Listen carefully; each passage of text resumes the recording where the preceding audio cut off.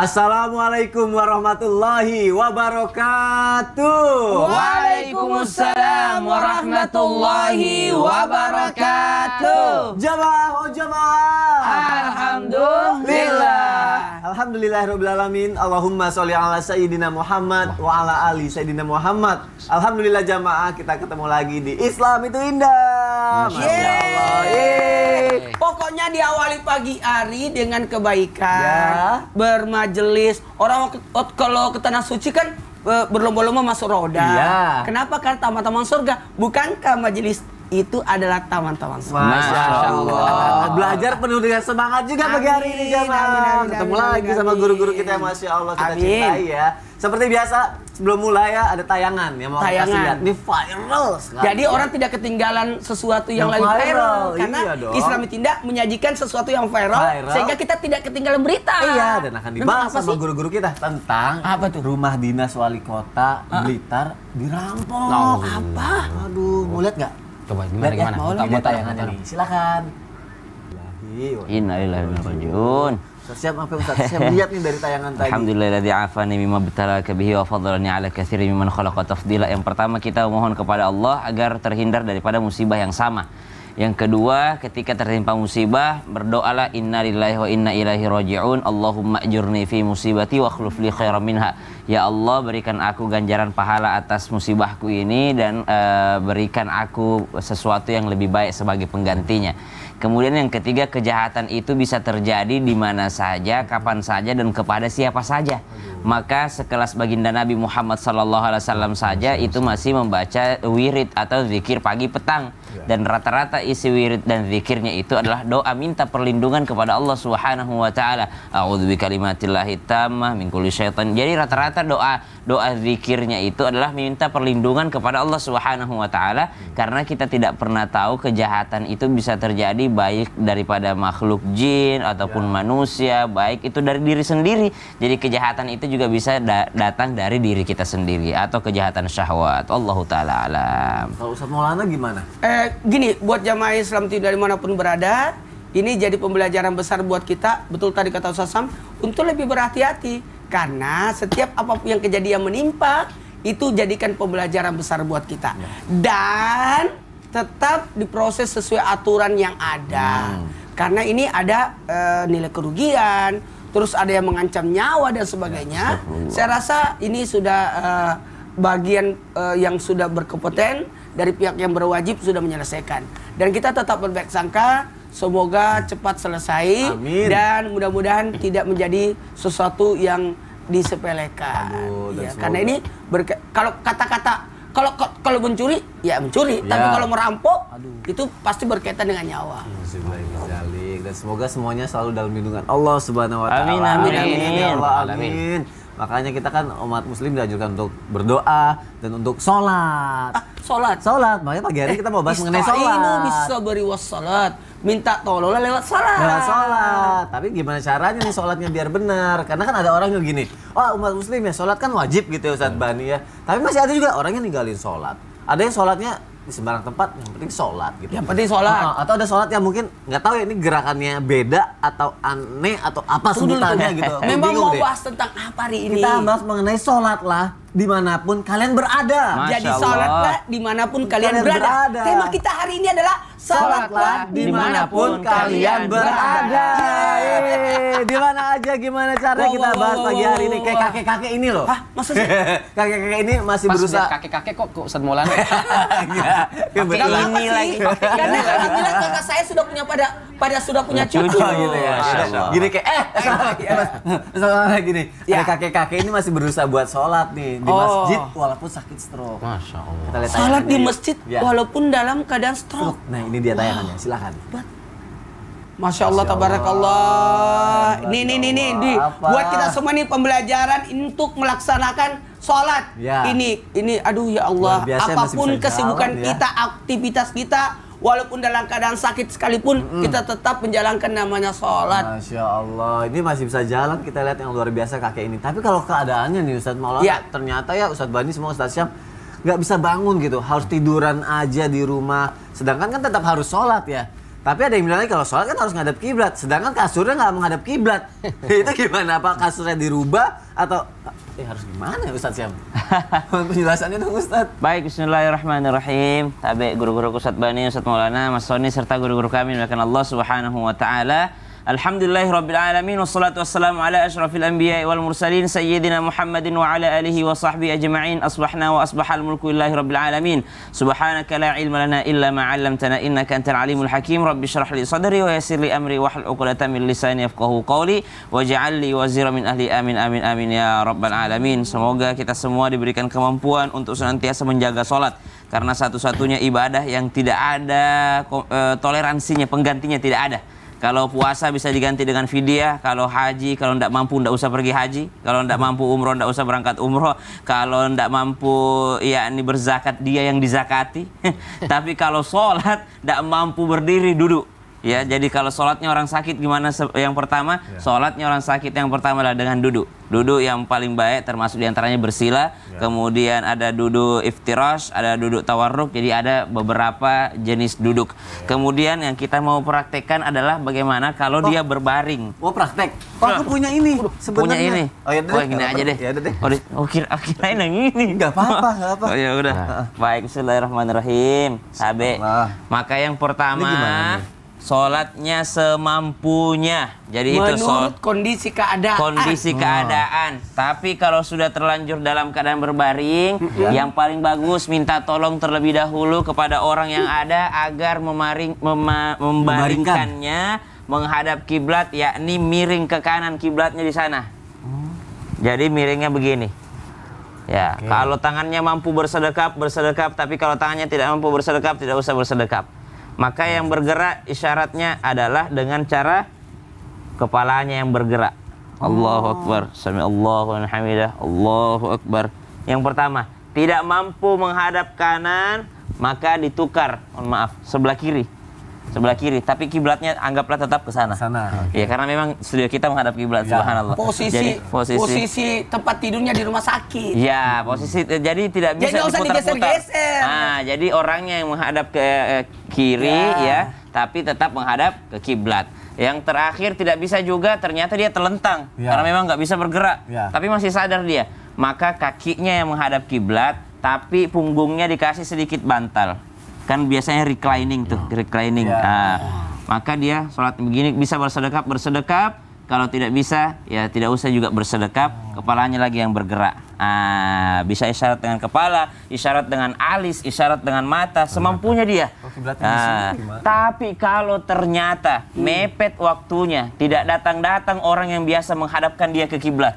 Jadi anaknya atau suster kah, perawat kah yang biasa mengarahkan dia ke arah kiblat. Karena orang sakit kan biasanya dibolak-balik tuh, biar nggak kalau dia Jadi ternyata udah mepet waktu sholat nih, udah mau habis waktu sholat, maka dia sholatlah dengan semampunya meskipun tidak menghadap kiblat. Karena darurat. Karena menghadap kiblat itu adalah syarat sah sholat.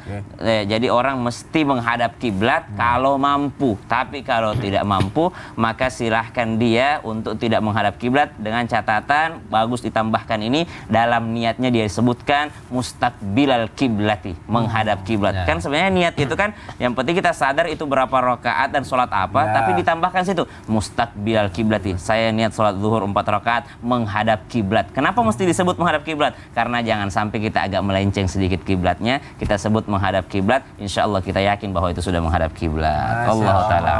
Semoga terjawab ya jamaah ada di rumah. Dan terima kasih Ustaz ya, mudah menjelaskan juga ya. Siap. Aku punya tayangan lagi. Ada lagi. Kali ini mengenai sujud syukur. Karena menang. Sujud karena kemenangan. Aspirasi apa dong? Aspirasi. Nah, kalau soal menang apa? Selebrasi. Coba kita lihat ya tayangannya, silakan. Masya Allah. Jadi merinding ya.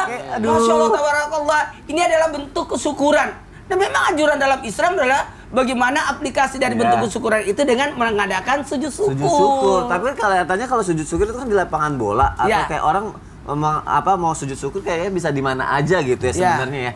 Coba kalau misalnya gini loh, aku sama Ustadz Bani. Nggak apa-apa. Ustadz, kalau misalnya lagi sujud syukur atau misalnya lagi sholat deh di sembarang tempat, tiba-tiba pas mau sujud, depannya ada orang gitu.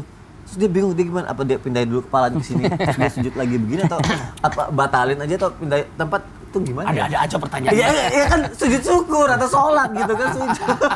Mohon izin. Gimana? Mohon izin Penting guru loh kami, ini. Ustaz Maulana, Silakan Ustaz Ustaz Bani. Syam, Mas Soni dan guru-guru kami dimanapun berada. Bismillahirrahmanirrahim. Assalamualaikum warahmatullahi wabarakatuh. Waalaikumsalam warahmatullahi wabarakatuh. Alhamdulillah wassalatu wassalamu ala Rasulillah wa ala alihi wa ashabihi wa mawalah la haula wa la quwata illa billah amma ba'd. Ada hadis riwayat Abu Daud dari Abu Bakrah bahwasanya Nabi sallallahu alaihi wasallam idza ja'ahu amru sururin aw busyara bihi kharra sujjadan syakiran lillah. Rasul kalau ada berita yang menggembirakan, senang, maka beliau langsung sujud sebagai bentuk syukur kepada Allah Subhanahu wa taala. Yang kedua, dalam riwayat Imam Bukhari, ketika Ka'ab bin Malik dan kedua sahabatnya, ketika itu mereka bertiga absen dalam perang Tabuk, kemudian dihukum oleh Rasulullah, lalu bertobat kepada Allah dan diterima oleh Allah. Dalam surat At-Taubah ayat 118. Maka begitu dia dengar, dia diterima tobatnya oleh Allah, langsung sujud. Berarti sujud syukur ini dua sebabnya, bisa mendapatkan kebahagiaan atau karena terhindar dari musibah, terhindar dari bahaya, maka boleh sujud syukur. Bagaimana tata cara sujud syukur itu? Sujud syukur itu tak perlu diawali dengan takbiratul ihram. Jadi langsung saja.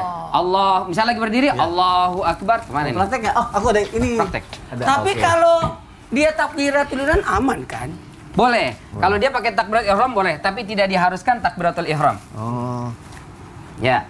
Langsung sujud, Allahu Akbar.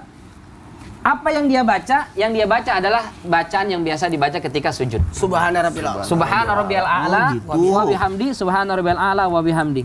Selesai, Allahu Akbar, tanpa salam, tanpa tahiyat, jadi selesai. Nah, apakah ketika sujud syukur ini diharuskan dalam kondisi suci dan juga menghadap kiblat? Mayoritas ulama mengatakan harus dalam kondisi suci dan harus menghadap kiblat. Mayoritas ulama. Tapi Ibnu Taimiyah mengatakan sujud syukur ini bukan sholat, maka tidak harus dia dalam kondisi suci dan tidak harus dalam kondisi menghadap kiblat. Kalau menurut jumhur ulama berarti karena dia harus suci dan menghadap kiblat, ketika sujud, mohon maaf ini, kok ada bekas apa di sini nih?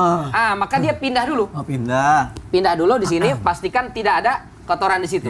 Baru dia sujud syukur. Tapi kalau kata Ibnu Taimiyah, karena dia tidak harus dalam kondisi bersuci dan tidak harus menghadap kiblat, maka tidak masalah. Seperti mohon maaf tadi, tayangan tadi, main bola kan nggak mungkin ya wudhu dulu tuh. Keluar wudhu dulu, repot ya. Maka boleh jadinya, ya nggak apa-apa. Tapi kalau mau diganti lagi pada saat sudah sholat dia sujud syukur boleh juga. Boleh. Cuman kalau kata Imam Syafi'i dan juga kalangan Hanabilah, ketika dalam sholat tidak boleh sujud syukur. Karena itu termasuk menambah gerakan sholat. Kalau mau, selesai. Assalamualaikum Kalau lagi warahmatullahi sholat, terus ada kotoran, dia kan lagi sholat, gua sujud syukur. Kalau lagi sholat ada kotoran, maka jangan mengenai kotoran itu. Boleh kita bergeser. Jadi ada gerakan yang dibolehkan untuk dilakukan ketika sholat, diantaranya adalah bergeser. Tapi jangan belok. Misalnya begini, aduh sini. Kesini jadi. Itu kan jadi melenceng dari arah kiblat. Kalau bacaan yang harus dan bacaan yang tidak boleh dibaca pada saat sujud apa aja? Yang boleh dibaca adalah ketika bacaan sujud seperti bacaan sujud syukur. Yang kedua yang tidak boleh, tentu tidak boleh kita meminta sesuatu tidak kepada Allah Subhanahu wa taala. Kalau mengaji dalam sujud gimana? Apalagi membaca Al-Qur'an ketika sujud. Jadi itu tidak boleh membaca Al-Qur'an dalam sujud ya. Betul. Gitu. Terima kasih Ustaz Bani untuk penjelasannya. Enggak apa-apa, taruh sini aja. Aku punya tayangan lagi soalnya. Masa sih? Iya nih, lihat nih. Mana tayangannya? Sholat berjamaah sebelum Piala Dunia. Wah, apa ya? Ini dia tayangannya. Ini jadi dakwah juga sih, Arif. Ya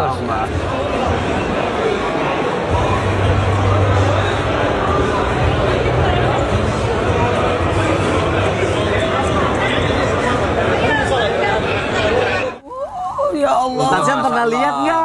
Qatar tidak terbuka bagi kaum yang open minded. Qatar tidak toleransi. Qatar begini. Wah, masya Allah. Ada yang bilang tapi gitu. Dakwahnya luar biasa. Di setiap stadion itu musolanya dibikin kaca gitu. Jadi kelihatan dari luar. Jadi bule-bule itu yang tidak pernah mengenal Islam, tiba-tiba lihat, oh gini cara ibadahnya orang Islam, masuk Islam kan. Masya Kan Allah. awalnya karena penasaran, masya Allah banget sih. Seru banget kan pembahasan Iya. kita, makanya jamaah jangan kemana-mana, nggak bakalan lama kok. Tetap di Islam itu indah ya. Jamaah, oh jamaah. Alhamdulillah.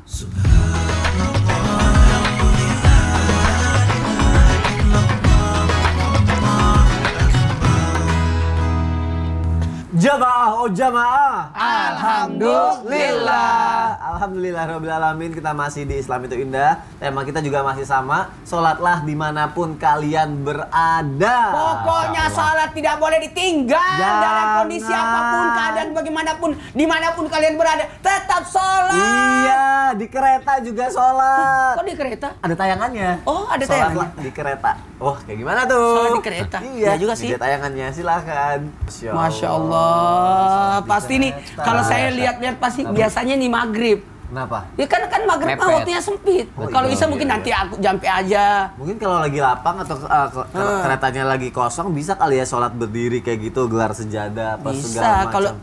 Kalau kita naik pesawat juga kan ada pesawat yang memberikan kapasitas ada musolanya. Nah, cuman masalahnya sah nggak ya kalau sholatnya seperti itu, atau misalnya harus diulang lagi nggak ya? Maksudnya salat di kendaraan. Apakah harus ketika sampai rumah diulang lagi apa enggak ya Ustaz Syam kalau kayak gitu? Baik, bismillahirrahmanirrahim. Tabik guruku Ustaz Bani, Ustaz Maulana, Mas Soni serta guru-guru kami yang dimuliakan Allah Subhanahu wa taala. Salatlah dimanapun engkau berada. Masya Allah, tema yang luar biasa. Termasuk diantaranya jikalau engkau berada dalam perjalanan. Baginda Nabi Shallallahu Alaihi Wasallam melaksanakan sholat di atas unta beliau tanpa turun dari untanya dan tanpa membelokkan unta tersebut menghadap kiblat. Jadi sholat di atas kendaraan meskipun dia tidak menghadap kiblat itu tetap sah sholatnya. Sholat sunnah. Sholat sunnah. Nabi Shallallahu Alaihi Wasallam melaksanakan sholat sunnah di atas ontanya tanpa menghadapkan onta tersebut mengarah kiblat atau dalam keadaan berjalan kendaraan tersebut. Tadi di atas kereta, tentunya berjalan kereta tersebut. Tentunya kalau bergerak, mestilah dia yang awalnya menghadap kiblat karena kereta jalan ke sini, tadinya miring ke sini, akhirnya tidak menghadap kiblat lagi karena berjalan. Apalagi kalau misalnya sholatnya duduk. Sholatnya duduk di atas pesawat. Ya. Di dalam atau di atas, Ustaz? Oh iya di dalam. Gak bisa ya kalian.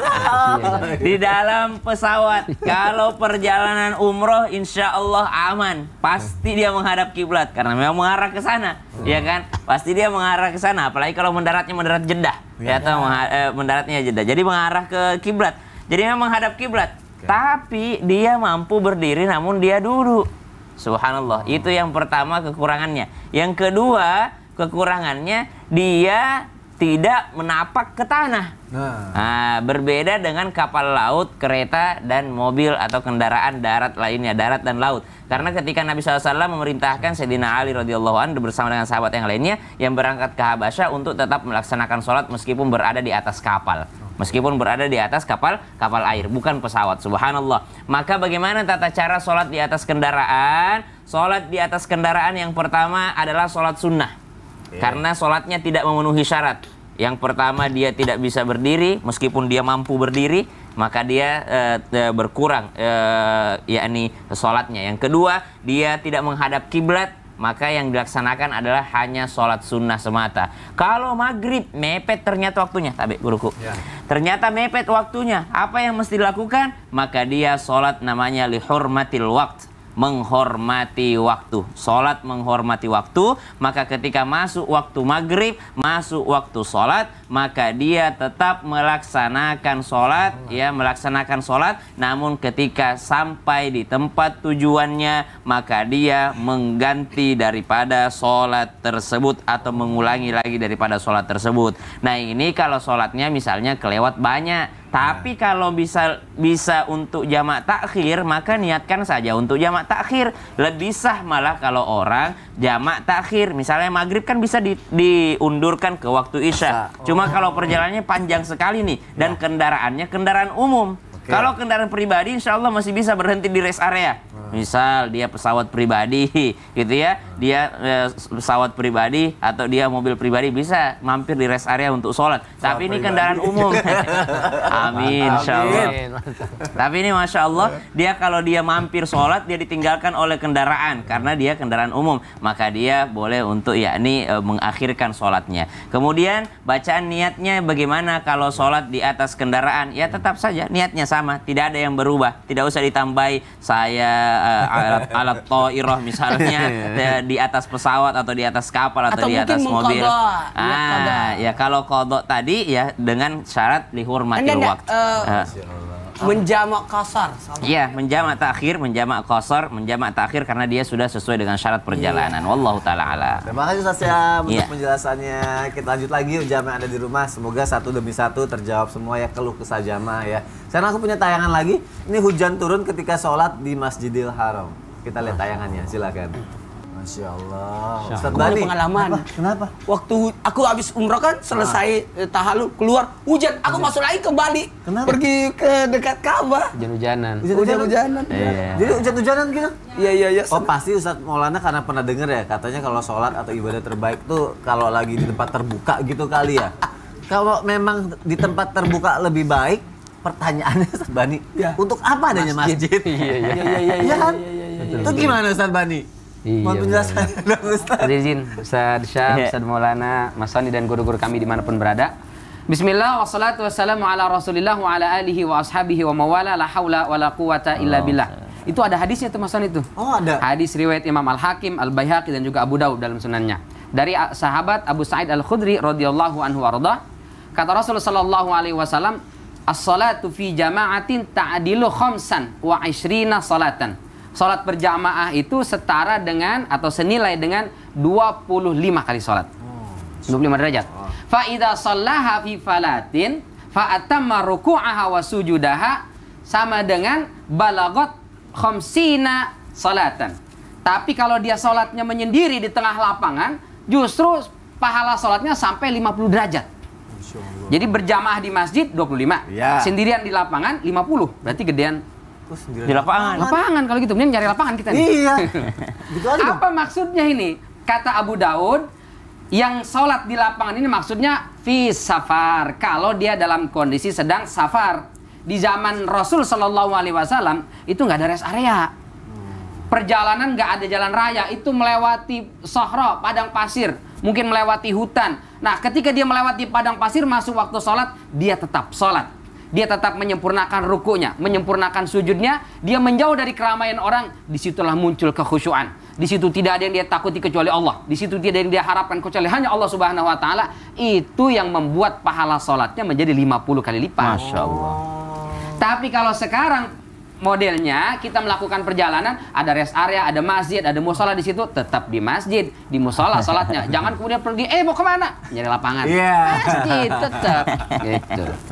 Itu pertama. Jadi maknanya dalam kondisi safar. Yang kedua, kalau tidak dalam kondisi safar, dalam kondisi mukim, maka sholat berjamaah itu tetap lebih afdol dan lebih utama daripada sholat sendirian. Oke. Ustaz, mohon maaf saya kalau sholat berjamaah itu kok apa ya, kayak merasa nanti dilihat orang Ustaz.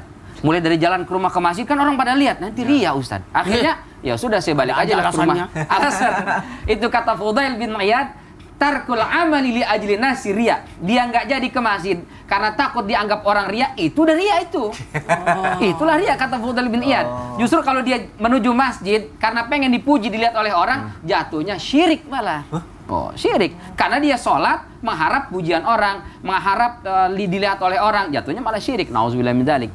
Jadi kalau dalam kondisi normal, dalam kondisi mukim tidak safar, maka masjid tetap lebih utama. Baliknya ke hadis riwayat Imam Bukhari dan Muslim bahwa salat berjamaah tafdulu an salatil fardhi bi 27 darajatan. Salat berjamaah lebih utama daripada salat sendiri dengan pahala 27 kali lipat. Yang tadi katanya 25, yang sekarang 27. Yang benar yang mana nih? Ya, dua-duanya benar. Dua-duanya benar. Lalu bagaimana kita memahami hadis ini? Kata Imam Nawawi, 27 kalau sholat berjamaah pada sholat-sholat yang bunyinya ada. Zuhur, nggak ada nggak tuh? Nggak ada. Nggak ada. Subuh, Isya, Maghrib, nah itu 27. Tapi sholat-sholat silent 25. Sholat silent. Sholat silent. Sholat silent. Bahasanya dong. Salat yang tidak bersuara. Tidak bersuara. Masya Atau Allah. salat di waktu terang. Terima kasih Ustaz Bani terang. untuk penjelasannya. Masya Allah, kalau misalnya kakimu itu tidak bisa membawamu untuk pergi sholat, bagaimana kamu mengharapkan kakimu untuk membawamu ke surga? Masya Status pagi ini. Status pagi ini. Mendaki gunung kok sampai ke masjid dekat Ya, banget nggak nyampe. Aduh, nauzubillah min dzalik. Ya deh, kalau gitu aku dari tadi udah nanya. Sekarang aku mau ngebacain pertanyaan dari jamaah. Yuk kita masuk ke media sosial kita. Ada siapa aja yang bertanya? Kita masuk yuk ke segmen Tanya Dong Ustadz. Kami semua tanya dong Ustaz. Masya Masya Allah, jawab nggak ya? Jawab dong. Ada pertanyaan dari Instagram hamba Allah nih. Assalamualaikum Ustadz Ustazah, saya mau nanya. Nih, jika kita sedang perjalanan dan lupa bawa sejadah, kita tidak yakin tempat itu bersih. Apakah kita tetap harus sholat pada waktunya atau kodok sampai mendapatkan tempat bersih? Dan kita masih ragu kalau pakaian kita tidak bersih, sedangkan waktu sholat sudah mepet untuk ke waktu sholat selanjutnya. Bagaimana ya Ustadz Maulana? Iya, baik. Jadi ini membahas tentang sholat, kotoran atau bajunya atau tempatnya. Iya. Baik, Bismillahirrahmanirrahim. Allahumma shalli ala sayyidina Muhammad wa ala sayyidina Muhammad. Oh, dijawab biasa. Saya kira tausiah. Gak apa-apa, Pak. Tadi aku pikir Ustaz mau praktek tadi berdiri. Jadi kalau bicara tentang salat dengan keadaan kotor, kalau kotor kan beda dengan bernajis. Iya. Kalau baju kotor masih aman. Baju kotor, misalkan dia kerja banyak debunya, itu bernajis atau kotor? Itu kotor, bernajis. Hanya kotor. Hanya kotor ya? Kalau najis nggak boleh, tapi kalau kotor masih bisa, masih memungkinkan.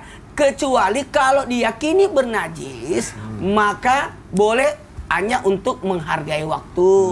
Tapi dalam hal ini tetap mengganti sholatnya nanti. Karena ingat, syarat sahnya sholat harus suci. Oh, harus suci. Harus yang suci. penting suci ya. Suci. Syarat wajibnya salat harus suci, suci dari hadas besar kan? Ya. Bagi wanita yang halangan tidak bisa. Tapi kalau syarat sahnya salat harus suci badan, pakaian, tempat salat. Masya Allah. Semoga terjawab ya jamaah yang ada di rumah ya. Terima kasih Ustadz Maulana. Pertanyaan selanjutnya nih dari Instagram hamba Allah juga. Assalamualaikum Ustadz, saya mau tanya. Waalaikumsalam warahmatullahi wabarakatuh. Apa boleh kita menunda sholat kalau tempatnya tidak memungkinkan kita ibadah dan di sekitaran kita banyak beda keyakinan dan bahkan masjid jauh banget harus naik kendaraan dan terkadang saya mendapatkan tugas kerja ke desa-desa pedalaman sehingga membuat saya sholat tidak pernah tepat waktu. Lalu bagaimana hukumnya ya Ustadz? Jazakumullah khairan Ustadz katanya. Oke, ini akan dijawab melalui tausiah ya sama Ustadz Syam ya. Bismillahirrahmanirrahim. Tabi guru Ustadz Maulana Ustadz Bani, Mas Soni serta guru-guru kami yang dimuliakan Allah Subhanahu wa taala. Yang mana sih yang dimaksud sholat tidak tepat waktu itu? Sholat tidak tepat waktu itu sholat zuhur di waktu asar, ya. Sholat tidak tepat waktu itu sholat asar sudah masuk waktu maghrib. Ya, sholat tidak tepat waktu itu sholat maghrib sudah masuk waktu isya. Sholat tidak tepat waktu itu sholat isya sudah masuk waktu subuh. Sholat subuh sudah lewat matahari terbit. Nah, itu sholat tidak tepat waktu. Tapi kalau masih dalam kapasitas waktunya, tapi mepet-mepet ke waktu sholat selanjutnya, itu masih tepat waktu sebenarnya. Cuman masih sah dalam hal waktunya, cuma dia dianggap terlambat saja ya. Jadi fadilahnya sudah berkurang. Karena yang sholat di awal waktu mendapatkan keutamaan, sholat di tengah-tengah waktu mendapatkan rahmat, sholat di akhir waktu namanya di akhir waktu mendapatkan ampunan dari Allah Subhanahu wa taala. Jadi semuanya masih tepat waktu, cuma ada yang mendapat keutamaan, ada yang mendapat ampunan yang di akhir-akhir waktu tadi. Kemudian yang kedua, jikalau dikatakan bahwasanya dia mendapati tempat tugas di tempat-tempat yang dia ragu akan keabsahan tempat tersebut untuk ditempati sholat, maka Nabi SAW dalam sebuah riwayat mengatakan salah satu kelebihan yang diberikan Allah Subhanahu wa taala kepada saya dibandingkan rasul-rasul yang lainnya, maka Allah Subhanahu wa taala ju'ilatil ard, Allah menjadikan di atas muka bumi ini, seluruh bumi ini masjid wa tahura, masjid menjadikan seluruh dunia ini adalah masjid. Jadi dimanapun berada bisa sholat. Kecuali satu, area pekuburan, tidak boleh sholat. Yang kedua, hammam, tempat permandian atau toilet, tidak boleh sholat. Kemudian kandang onta, tidak boleh sholat di sana. Kemudian tempat-tempat yang diyakini bahwa di situ bernajis, subhanallah. Jadi ternyata semua tempat bisa ditempati untuk kita sholat. Ya, bahkan yang dilarang tadi masih ada ulama mengatakan tidak sampai haram tapi makruh. Ya, tanah sengketa gitu ya. Tanah sengketa, tanah rampasan, tanah yang tidak jelas punyanya siapa, itu adalah haram sholat di atasnya. Ada juga ulama mengatakan tidak sampai haram tapi makruh. Maka masnya yang bertanya, meskipun berada di luar daerah, di daerah pedalaman, itu masih sempat yang diperbolehkan untuk melaksanakan sholat. Silakan sholat di sana. Kalau bisa bawa sejadah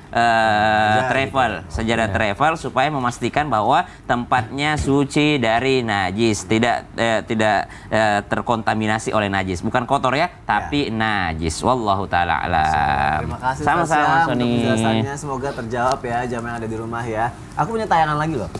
Kucing ikut sholat. Masya Allah. Penasaran kan? Penasaran nggak? Coba kita lihat tayangannya. Silakan. Saya ikut kaget. Kaget kan?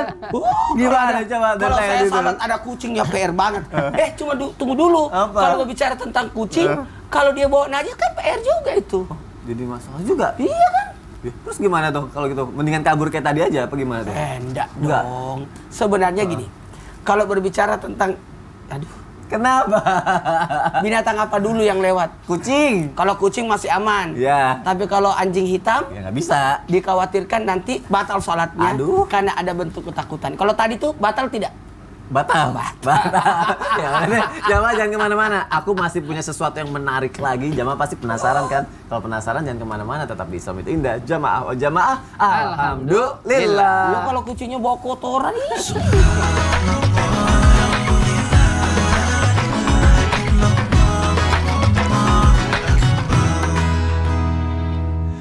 Jamaah, oh jamaah. Alhamdulillah. Alhamdulillahirrahmanirrahim, kita masih di Islam itu indah. Dan buat jamaah yang baru bergabung, hari ini kita sedang membahas tema sholatlah dimanapun kalian berada. Pokoknya Masya Allah. senang hari ini karena kita membahas tentang sholat. Nah gimana nih kalau sholatnya gini? Apa? Banyak yang pergi kan ziarah ke ulama Iya. dan sebagainya lalu sholat di sana. Terus Ustaz Syam juga sempat jelasin tuh, katanya jangan sholat di atas kuburan apa depan kuburan Iya. gitu. Iya. Nggak boleh memangnya ya? Iya. Kan suka ada yang sholat, abisnya itu harus gimana memang Ustaz Syam? Salat di kuburan atau menghadap kuburan nih? Nah iya makanya menghadap kuburan, bukan di atas kuburan. Masa di atas kuburan orang? Nggak boleh ya? Di depan kuburan Ustaz Syam. Baik, bismillahirrahmanirrahim. Tabi Ustaz Bani, Ustaz Maulana, Mas Sony, serta guru-guru kami yang dimuliakan Allah Subhanahu wa Ta'ala. Yang pertama, sholat di area pekuburan atau di atas kuburan, bukan berarti kita di atas kuburannya gitu ya. Kuburannya di sini, dia sholat ya menghadap kiblat, itu boleh dilaksanakan karena Nabi pernah melaksanakan sholat jenazah kepada kuburan atau jenazah Ummu Mahjan. Ketika Nabi SAW mengetahui beliau meninggal dunia lalu tidak sempat mensolatinya, maka Nabi sholat di atas kuburannya. Ayat yang pertama, sholat jenazah. Yang kedua, sholat di area pekuburan itu ulama mensahkan sholat tersebut. Kalaupun ada yang memakruhkan, tidak sampai memerintahkan untuk mengulangi kembali. Ya, sholat di area pekuburan itu sah hukumnya selama area tersebut tempatnya memang ada tempat khusus untuk sholat. Jadi area pekuburan, tapi ada musola di situ. Ya, atau ziarah ke makam wali-wali, memang ada tempat sholatnya di situ dan tidak menghadap ke kuburan walinya, tapi menghadap ke kiblat. Ya, meskipun biasanya memang areanya itu kuburannya memang ya searah dengan arah kiblat gitu ya. Subhanallah, berarti dia sholatnya bukan sebenarnya untuk kuburannya, tapi sholat kepada Allah Subhanahu wa Ta'ala dan tempatnya bersih atau suci daripada najis. Jadi ada tempat khususnya untuk sholat. Yang ketiga, sholat di masjid yang ternyata ada kuburannya. Maka para ulama juga mensahkan sebagaimana Masjid Nabawi, yang mana di dalamnya ada kuburan baginda Nabi Shallallahu Alaihi Wasallam dan ada kuburan para sahabat. Nah, yang pertama tadi sholat jenazah. Berapa lama sih waktunya boleh orang sholat jenazah? Yang pertama, yang boleh sholat jenazah di atas kuburan itu adalah orang yang wajib untuk sholat jenazah. Yang kedua, jenazahnya ini berusia 3 hari. Berusia 3 hari. Pendapat kedua usianya 1 bulan. Pendapat ketiga selama masih ada tubuhnya. Jadi belum hancur, kira-kira belum hancur, belum melebur dengan tanah, maka masih boleh untuk disolati. Nah, Imam Syafi'i mengatakan sahnya sholat di area pekuburan itu kalau misalnya kuburannya tidak tergali. Karena semua tanah itu kan suci, ya. Jadi dia tidak akan pernah rusak ataupun bernajis tanah tersebut disebabkan karena ada mayat di dalamnya. Tapi kalau kuburan tersebut, misalnya area pekuburan pernah terjadi banjir nih, pernah terjadi banjir, lalu ternyata pada saat banjir itu ada yang sempat tergali ataupun keluar mayatnya itu, maka dikhawatirkan area tanah tersebut ada najis karena bercampur dengan mayat. Subhanallah. Jadi sholat di area pekuburan itu sah hukumnya, kalaupun ada yang memakruhkan tidak sampai yakni untuk memerintahkan untuk mengulang kembali sholatnya. Artinya mereka juga mengakui bahwa sholat di area pekuburan tetap sah hukumnya, tetap boleh dilaksanakan karena Nabi SAW bersabda, seluruh buminya Allah Subhanahu wa Ta'ala dijadikan musola atau masjid bagiku. Cuma mesti berhati-hati karena yang menentukan adalah niatnya. Jangan sampai di kampungnya dia tidak pernah sholat, nanti sholat kalau dia ziarah makam wali-wali, nanti sholat kalau dia ziarah makam-makam ulama. Karena kebiasaan orang-orang di kampungnya ziarah makam wali, ikutlah juga dia ziarah makam wali-wali, ikut sholat di situ. Sampai di kampungnya tidak sholat lagi. Subhanallah, masjid di dekat rumahnya dia jarang untuk sholat, lalu dia jauh-jauh pergi ke masjid makam-makam para wali, di sana dia baru melaksanakan sholat. Subhanallah. Jadi ternyata sholat di area pekuburan sah-sah saja hukumnya selama mencukupi syaratnya. Syaratnya apa? Menghadap kiblat. Syaratnya apa? Tempatnya suci dari najis, orangnya juga suci dari najis, daripada pakaiannya suci dari najis. Dia memperhatikan tempat-tempatnya dan tidak ada niat sholat untuk kuburan, tapi niatnya sholat tetap karena Allah Subhanahu wa Ta'ala. Wallahu ta'ala alam. Insya Allah aman kalau gitu ya dengernya. Alhamdulillah, terima kasih Ustaz Syam untuk penjelasannya. Kalau sholat Jumat di Rusia udah pernah belum? Ustaz Syam itu pernah ke Rusia sholat. Sholat di Kazan, di Tatarstan. Iya. Kalau saya pernah sholat di Masjid Ibrahim. Oh gitu. Di Yerusalem. Ya. Ajak dong. Aku aja belum pernah. Ada nih tayangan sholat tapi Jumat. pecinya udah pas nih. Udah pas ya? Kalau sholat Jumat di Rusia saat hujan salju. Waduh. Nih ada tayangannya nih. Kita lihat tayangannya coba silahkan. Dingin banget pasti kalau sholat ada salju apa segala macam ya Ustadz ya. Waktu saya sholat di Turki dingin banget itu luar biasa juga sih. Kenapa? Aku harus pakai kaos kaki. Pernah ke Turki juga ya? Pernah dong. Oh Masya Allah. Terus kalau kedinginan kayak gitu gimana? Apa nunggu nggak dingin dulu? Atau misalnya kalau lagi panas, nunggu nggak panas dulu boleh nggak sih? Karena kan takutnya kan menggigil. Kalau musim salju gimana? Nggak salat dong. Itu gimana Ustadz Bani? Apalagi kalau subuh ya, Subuh, kedinginan. dingin, enak kan selimut? Aduh, itu gimana Ustadz Bani? Mohon izin guru kami Ustaz Syam, Ustaz Maulana, Mas Soni dan guru-guru kami dimanapun berada. Bismillah, wassalatu wassalamu ala rasulillah wa ala alihi wa ashabihi wa mawalah. La hawla wa la quwata illa billah. Anas bin Malik radhiyallahu anhu wardah meriwayatkan kepada kita sebagaimana dikeluarkan oleh Imam Bukhari. Kata baginda sallallahu alaihi wasallam, "Idza ishtaddal bard bakkara bis salah. Wa idza ishtaddal harru fa abrada bis salah." Kalau kondisi sedang dingin, maka Rasulullah sallallahu alaihi wasallam menyegerakan salat. Tapi sebaliknya, kalau kondisi sedang panas menyengat, maka Rasul mengulur, menunggu biar agak-agak sejuk, agak adem baru salat. Ya. Ini hadis kita lihat konteksnya. Di zaman baginda sallallahu alaihi wasallam itu masjid terakhir Rasul meninggal, diriwayatkan masjid itu luasnya 50 kali 50. 50 meter kali 50 meter.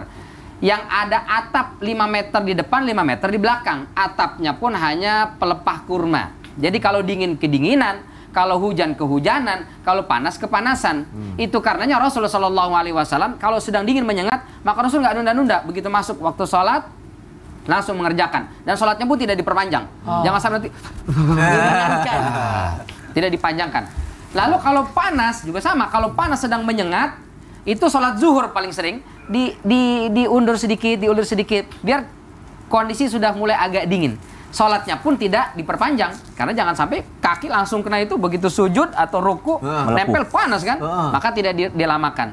Itu kondisi masjid di zaman baginda sallallahu alaihi wasallam atau di masa di mana belum seperti sekarang. Kalau sekarang masjid AC, kipas angin ada, lantainya marmer, berbalut permadani yang indah. Maka kondisi di luar dingin luar biasa, tetap sholat normal. Di luar panas luar biasa, tetap normal. Gitu. Jangan di luar panas, kita akhirkan aja sholatnya mendekat ke asar. Jangan.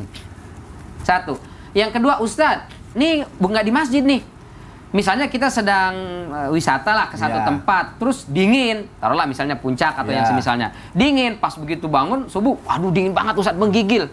Ditambah junub lagi, mohon maaf misalnya mesti mandi. Boleh nggak nih kita ulur, kita tunda? Pertama ada riwayat. Dulu Abu Hurairah radhiyallahu anhu wardah, begitu datang Rasul beliau hilang. Nggak lama datang.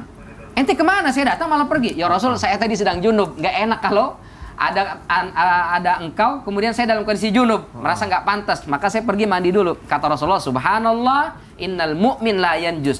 Subhanallah, seorang mukmin tidaklah najis. Jadi mestinya jangan pergi dulu, duduk dulu, dengerin dulu Rasulullah, nanti setelah itu baru dia mandi, silahkan. Maka kata Ibnu Hajar al-Asqalani, maka hukum diperbolehkan menunda mandi junub karena kondisi misalnya dingin dan seterusnya, boleh. Tapi kata Ibnu Rajab al-Hambali, menunda boleh selama waktunya muttasa, waktunya masih ada, masih panjang, nggak apa-apa. Jadi subuh berapa nih durasi waktunya? Sekitar 1 jam. Begitu bangun azan menggigil, nggak bisa, boleh tunda dulu. Tapi jangan sampai molor, nanti lewat waktu subuh pas siang baru. Tuh ya? Nah, kan kita menghangatkan badan dulu ya, minimal wudhu lah gitu. Tapi kalau belum mandi, ya dia mandi. Kalau sekarang sih aman lah insya Allah. Ada pemanas air kan, dia bisa memasak air dulu, lalu setelah itu dia mandi. Maka itu insya Allah termasuk boleh. Tapi nggak ada pemanas sama sekali, betul-betul kedinginan menggigil. Ini kalau bisa tetap paksakan mandi, bisa meninggal. Maka boleh saja diganti dengan tayamum. Waktu saya salat di Hong Kong, itu luar biasa loh. Di Turki, Hong Kong. Ya, itu ada pemanasnya juga, jadi enak. Kan kalau kita biasa kan sama air, kalau sana tidak. Enggak ya? Iya. Jadi tidak ada alasan. Waktu di Taiwan aku udah. Ya. Udah semua pernah keluar negeri, pernah sholat, udah. Iya, kan salat di mana saja. Iya, benar. Pokoknya intinya jangan jadiin sholat itu beban ya, karena Allah mau nyuruh kita sholat untuk meringankan beban, intinya. Tapi gitu, bebannya ya, jadi pengen sholat di Turki, pengen sholat di Taiwan, itu gimana tuh? Harus ada ininya. Oh iya. Beli tiket kita mah. Diundang. Dibayarin. Ya udah jamaah, kita lanjutkan lagi ya. Sekarang gini deh, kalau misalnya aku nanti jadi nggak enak. Tadi Ustadz Bani bilang kalau kakek-kakek ngeliatnya ke Ustadz Maulana. Sekarang mengenai orang senja juga lagi nih. Apalagi umur saya sudah ya. Kalau senja nih bacaan sholatnya udah mulai lupa gitu kan, atau dia nggak pakai baju sholat. Pokoknya sholatnya mungkin nggak sempurna kali ya mungkin ya. Itu gimana ya? Apa nanti dia suatu saat akan dikodok sama anaknya, atau dia bayar fidyah aja? Atau gimana sih untuk orang yang sudah senja seperti itu? Uzur. Ya. Izin Ustaz Bani dan Ustaz Sam, baik jamaah Islam itu dimanapun berada, Masya Allah, saya salut hari ini kita betul-betul menjaga salat kita. Fawailul musallin, kecelakaan orang yang meremehkan salatnya. Fawailul, neraka wail orang yang meremehkan salatnya, dan orang yang tidak salat maka neraka zagarlah. Nah, dalam kondisi apapun ternyata ada orang yang udah uzur. Gimana nih orang yang sudah uzur? Maka kadang-kala dia ingat salat lalu tidak. Maka salatnya orang yang ketinggalan atau lupa atau tertidur, maka ketika dia sadar, maka pada posisi orang yang uzur, maka salatnya ketika dia sadar. Cuman ada keluarga yang mengingatkan, ada keluarga yang membimbing. Tadi belum salat duhur. Nah, sama anak-anak saya bukan uzur sih, kan namanya anak-anak kan. Iya, anak-anak. Udah salat duhur, udah kan di sekolah Abah. Tadi kan cepat pulang ulangan. Oh iya, aku belum salat duhur. Jadi betul-betul kita harus saling mengingatkan tentang salat. Dalam hal ini mohon maaf, pertanyaannya Mas Sony bagus juga nih. Gimana nih? Apakah dalam kondisi seperti ini orang sudah uzur, maaf ya, kadangkala pakaiannya nggak bagus lah dalam artian bernajis dan sebagainya, maka pada posisi ini ada namanya salat birrul walidain. Bagaimana kita berbakti kepada orang tua kita. Maka ada dalam hal ini kita bisa mengqadha salat. Nah, yang pertama, ia mengqadha salat dia sendiri. Orang nenek-nenek itu yang udah uzur itu, kayak ibu saya, Masya Allah, saya sangat salut sama ibu saya. Berapa hari saya sakit, nak? 7 hari. Dia salat 7 hari. Jadi 7 hari itu dia sudah salat duhur, diganti lagi salat duhurnya. Asar, salat diganti. Dia selama 7 hari begitu. Saya salut banget ibu saya. Jadi sesudah salat, dia salat lagi. Mengqadha salatnya selama di rumah sakit. Jadi kalau 7 hari begitu juga. Itu luar biasa. Nah, ini boleh dilakukan seperti itu. Atau cara yang kedua, mengqadha salatnya orang. Contoh, saya sendiri yang melakukan waktu minora. Berapa salat yang tidak dilakukan minora dari asar, Ustadz? Dari asar. Maka saya langsung qadakan salat asarnya, maghribnya, saya qadain. Ya, jadi saya qadain, khawatir jangan sampai tidak sempat. Jadi setelah salat maghrib saya qada semua salatnya. Salat-salat. Itu boleh yang kedua. Yang ketiga, yang bisa kita lakukan memfidyah salat. Nah, fidyah salat itu 3/4 liter satu salat. Jadi atau dibulatkan aja 1 liter. Dibulatkan aja 1 liter. Ingat ya. Jadi kalau 5 waktu berarti 5 liter kan? 5 liter. Maka 5 liter itu diikat atau dicicil-cicil aja buat orang yang kita fidyahkan karena sebab tidak bisa lagi melakukan sholat atau sudah meninggal dunia dan kita yakin ada salat yang dia tinggalkan. Ingat, fidyah sholat ataupun mengqadha sholat itu ada hukumnya wajib, makruh, mubah dan haram. Mau nanya, kalau orang tuh yang lagi pakai popok gitu. Ya. Maka dia salat dalam kondisi keadaannya dia. Jadi dia salatnya yang mana paling suci di luar, jadi pakai popok, yang paling suci di luar, maka dia tetap sholat. Oh gitu? Iya. Nggak harus yang kayak, wah buka dulu. Enggak. Karena kalau perlu dia tadi, yang sebagaimana Ustaz Bani, diringankan aja. Jangan terlalu, mohon maaf ya ini, jangan terlalu lama. Jadi dia nanti sholatnya pada saat masuk waktu, langsung sholat, selesai. Karena takutnya nanti keluar. Kalau diyakini dulu, popoknya dibersihin dulu. Pakai popok ya, bagus ini popok. Pertanyaannya. Orang yang uzur kan pakai popok. Yakinkan popoknya bersih dulu, udah diganti popoknya baru sholat. Kalaupun dalam keadaan sholat tiba-tiba keluar, itu di luar dari dugaan kita karena kondisi yang tidak sakitnya memungkinkan. Itu ya. Oke, Masya Allah. Terima kasih ya Ustaz Maulana ya untuk penjelasannya ya. Semoga lagi-lagi ini bisa menjawab pertanyaan-pertanyaan untuk keluh kesah jamaah yang ada di rumah ya. Kalau masih kurang, tenang, aku bacain pertanyaan dari jamaah yang udah masuk ke media sosial kita. Yuk kita masuk lagi ke segmen Tanya Dong Ustadz. Kami semua tanya dong Ustadz. Masya Allah, tabarakallah, ada dari Instagram hamba Allah. Assalamualaikum Ustadz. Waalaikumsalam warahmatullahi wabarakatuh. Saya kerja di Jakarta, rumah di Cikarang. Kadang menghabiskan waktu yang sangat banyak di jalan. Dan saya dengar dari guru ngaji saya, kalau udah beda wilayah dan kabupaten, boleh dijamak katanya gitu. Emang boleh gitu Ustadz? Walaupun saya sering melewati musola dan masjid, tapi saya selalu menjamak sholat saya. Kan saya ngikutin guru ngaji saya Ustadz. Wah, gimana nih? Melalui tausiah aja ya jawabnya ya Ustadz Syam ya? Bapak Ustadz ya? Ya baik, Bismillahirrahmanirrahim. Tabi guru Ustadz Maulana, Ustadz Bani, Mas Sony. Rumah saya di Ciputat, kampus saya di Lebak Bulus. Itu udah beda provinsi itu. Karena saya di Banten, kampus saya di Jakarta. Kalau hitungannya beda daerah, ini salah paham ini, salah paham kalimah. Jadi yang dimaksud keluar kota ini adalah bukan beda wilayah. Yang berhak untuk jamak qashar, dikasih keringanan untuk jamak qashar itu adalah apabila sudah meninggalkan wilayahnya, barulah dianggap sebagai musafir. Artinya, kenapa disebut keluar kota atau beda wilayah? Maka kalau dia masih berada di wilayahnya, sementara dia akan menempuh perjalanan sejauh minimal kita bulatkan saja 90 km, atau 3 hari perjalanan, lebih lagi nih, lebih jauh lagi jaraknya. Tapi yang jumhur itu 90 km, 88, sekian ya. 90 km atau 89 km, niatnya memang perjalanan segitu, 89 km. Lalu tunggu dulu kapan dia boleh menjamak qashar kalau dia sudah keluar dari daerahnya. Tidak boleh dia jamak qashar dari rumahnya sendiri. Tidak boleh. Misal dia mau perjalanan jauh, Makassar to Jakarta, tidak boleh aku jamak di dalam rumahku.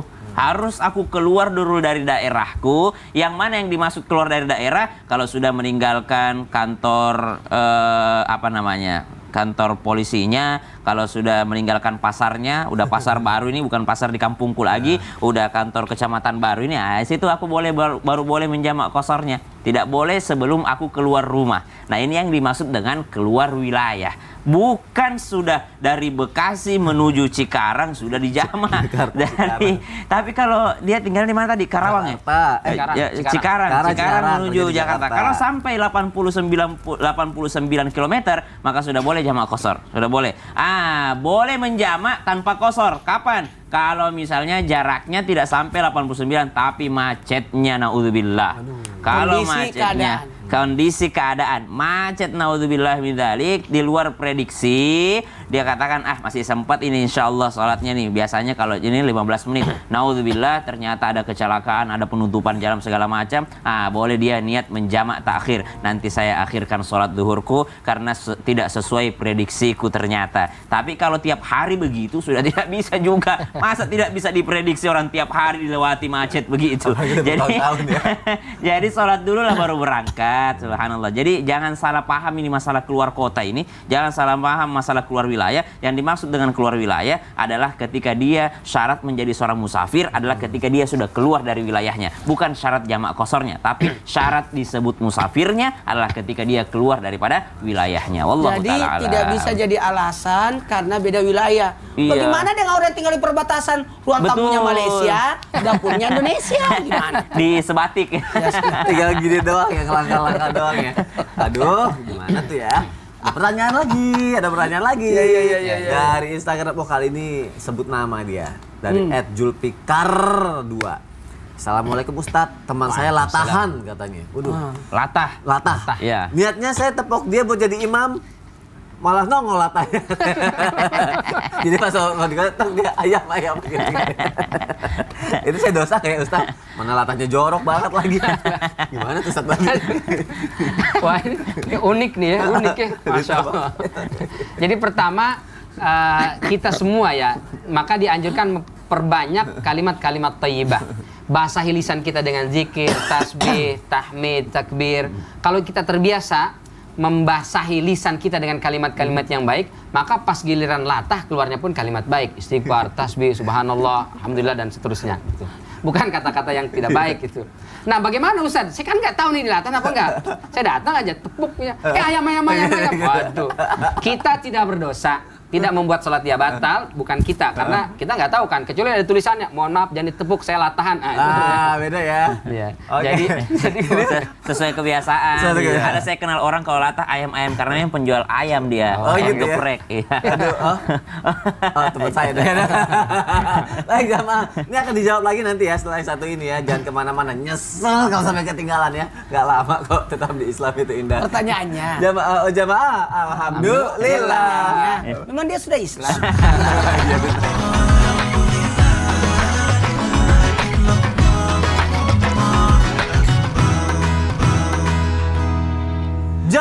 Jamaah.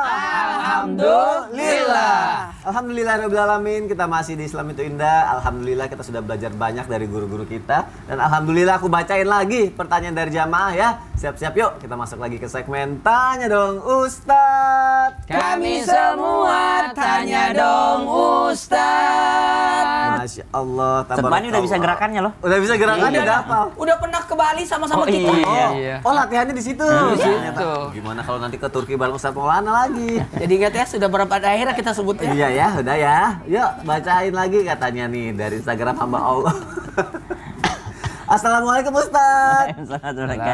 Saya mau bertanya mengenai sholat. Setelah sholat, misal sedang sholat zuhur ke asar, sambil menunggu waktu sholat asar tiba, kita menunggu waktu asar sambil berzikir.